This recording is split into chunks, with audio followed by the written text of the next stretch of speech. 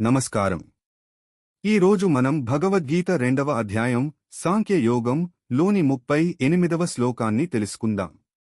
శ్లోకం: సుఖదుఃఖే సమే కృత్వా లాభాలాభో జయాజయ తతో యుద్ధాయ యుజ్యస్వ నైవం పాపమవాప్స్యసి.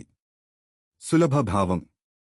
శ్రీకృష్ణుడు ఇలా అన్నాడు: సుఖం, దుఃఖం, లాభం, నష్టం, విజయం, ఓటమి ఇవన్నీ సమంగా భావించి నీ కర్తవ్యాన్ని చేయి.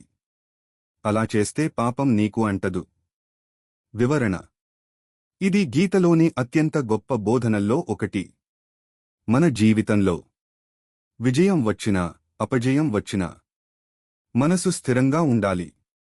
ఫలితాలపై అధిక మోహం లేకుండా ధర్మబద్ధంగా పనిచేయడమే కర్మయోగం యొక్క మూలం. జీవిత సందేశం: విజయంలో గర్వపడకండి, ఓటమిలో నిరాశపడకండి. సమత్వంతో పనిచేసే వ్యక్తికే నిజమైన శాంతి లభిస్తుంది.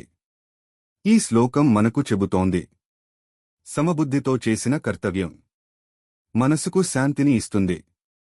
ఇలాంటి గీతా శ్లోకాల సులభ భావం తెలుసుకోవాలంటే మా ఛానల్ను సబ్స్క్రైబ్ చేయండి. వీడియో నచ్చితే లైక్, షేర్ చేయండి. ధన్యవాదాలు.